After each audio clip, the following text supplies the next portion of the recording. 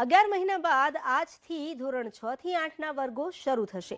શિક્ષકો પણ 1 મહિના બાદ બાળકોને ફરી સ્કૂલમાં આવકારવા માટે ઉત્સાહિત જોવા મળ્યા છે। બાળકોની સુરક્ષાને પગલે સ્કૂલમાં થર્મલ ગન તેમજ સેનેટાઇઝરની વ્યવસ્થા કરી દેવાઈ છે। અમદાવાદ મ્યુનિસિપલ સ્કૂલ બોર્ડની તમામ સરકારી અને પ્રાથમિક સ્કૂલમાં અભ્યાસ કરતા વિદ્યાર્થીઓની સુરક્ષા માટે તેમજ શિક્ષકો અને વિદ્યાર્થીઓને મફતમાં માસ્ક વિતરણ કરવામાં આવ્યું। દરરોજ બાળકો સ્કૂલે આવે તે પહેલા તમામ સ્કૂલને સેનેટાઇઝ કરવાની વ્યવસ્થા પણ કરાઈ છે। આ ઓફલાઈન પ્રત્યક્ષ શિક્ષણ કાર્યમાં હાજરી સ્વૈચ્છિક રહેશે। વિદ્યાર્થીઓના વાલી પાસેથી શિક્ષણ સંસ્થાએ નિયત સંમતિપત્ર મેળવવાનો રહેશે। જે વિદ્યાર્થીઓ વર્ગખંડમાં શિક્ષણમાં ન જોડાય તેમના માટે ઓનલાઈન ક્લાસની હાલની વ્યવસ્થા સંબંધિત સંસ્થા શાળાએ ચાલુ રાખવાની રહેશે।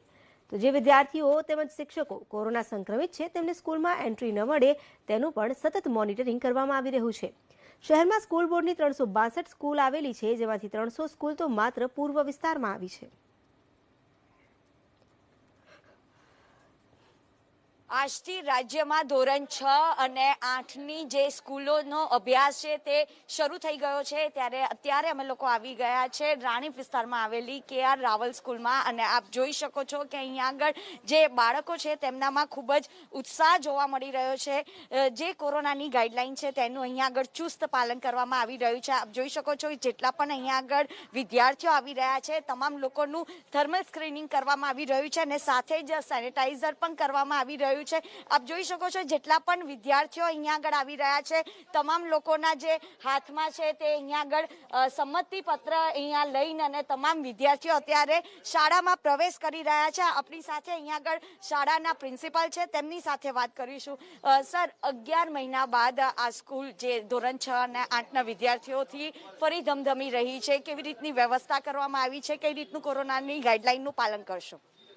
અમે રાજ્ય સરકાર અને કેન્દ્ર સરકારની SOPનું સંપૂર્ણ પાલન કરીએ છીએ। અહીંયા બાળક જ્યારે શાળામાં પ્રવેશે ત્યારે એનો હેન્ડ સેનિટાઈઝરથી એનું સેનિટાઈઝ કરવામાં આવે છે, ગનથી તેનું ટેમ્પરેચર માપવામાં આવે છે અને દરેક રૂમ અમે સેનિટાઈઝ કર્યા છે અને દરેક લેક્ચર મતલબ એની બેચ પત્યા પછી પણ સેનિટાઈઝ થાય રૂમ એની વ્યવસ્થા અમે કરેલ છે। કેટલા વાલીઓએ સંમતિ પત્ર આપ્યું છે? લગભગ 50 થી 60% વાલીઓએ સંમતિ પત્રક આપેલું છે।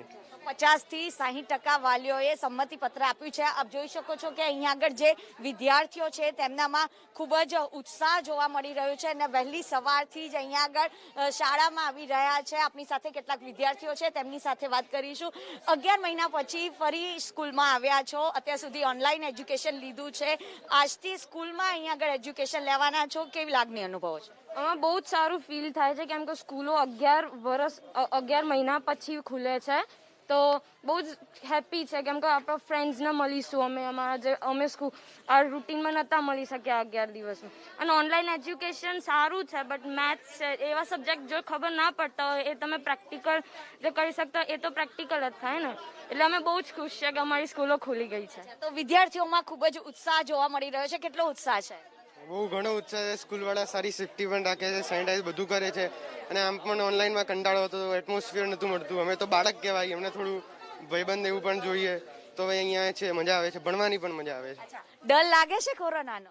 ના, ડર તો કંઈ નથી। આપણા શાસ્ત્રોમાં લખ્યું છે કે જો તમારી શારીરિક તાકાતમાં જો ઉત્તમ કોટીની તાકાત હશે તો દુનિયાની કોઈ પણ મહામારી હશે કે કોઈ પણ જાતનો રોગ નીકળશે નવા વર્ષોમાં કે જૂનો રોગો, તમારા શરીરના ખામે અડીખામ ઊભું રહેશે।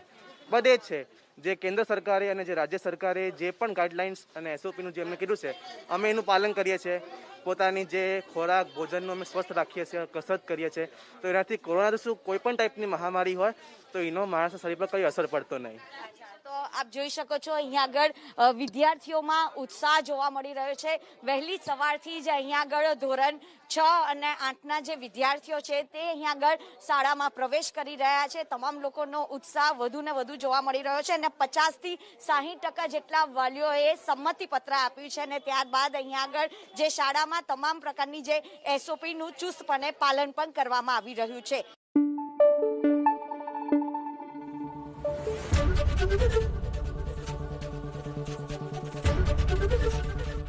ABP અસ્મિતા, ગુજરાતની અસ્મિતા।